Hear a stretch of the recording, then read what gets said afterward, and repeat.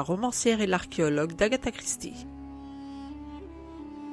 Je me suis aperçu que mes pensées se tournaient de plus en plus vers mes séjours en Syrie, écrivait Agatha Christie en 1944, car après 4 années passées sous les bombes, je mesure combien nous étions incroyablement heureux alors. J'aime ce pays fertile et paisible, le naturel de ses habitants qui savent rire et apprécier la vie, qui sont indolents et gais, dignes et bien élevés, dotés d'un grand sens de l'humour et pour qui la mort n'a rien de bien terrible.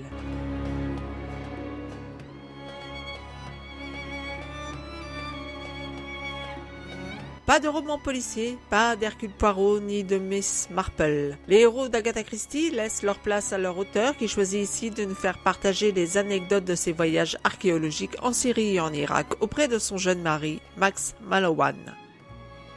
De ces périples, il en ressortira Mort sur le Nil, Meurtre en Mésopotamie et Le crime de l'Orient Express. C'est l'occasion de découvrir une Agatha Christie sous un autre jour que celui auquel nous sommes habitués.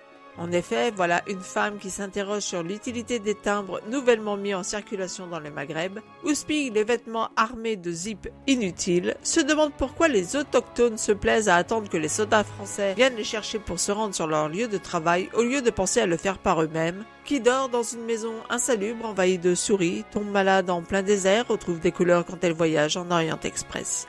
C'est une Agatha Christie qui s'agace avec humour de se faire présenter les rayons grande taille, l'obligeant à se vêtir de vêtements d'homme. C'est une femme qui, auteur célèbre, s'efface pour laisser la part belle à son mari archéologue. Une Agatha qui ne fume pas alors que la mode de l'époque voit les premières cigarettes poindre aux lèvres des femmes. Ce livre est l'occasion de découvrir Agatha Christie, l'auteure la plus vendue au monde dans sa vie d'aventurière, et de retrouver une terre arabe, de Syrie et d'Irak où la vie est encore pleine de joie, de simplicité, loin des guerres qui la défigurent à présent. Et l'on pense à toutes les merveilles archéologiques détruites qu'elle nous fait découvrir à travers les fouilles d'Ethel, ces monticules autrefois occupés par les hommes. Voilà donc un voyage dans le temps, ponctué d'anecdotes sur les fouilles et les périples rencontrés pour y arriver. Quelques passages peuvent se montrer longs, mais l'humour d'Agatha Christie bien présent parvient bien vite à les faire oublier. J'ai mis à ce livre la note de 3,5 sur 5.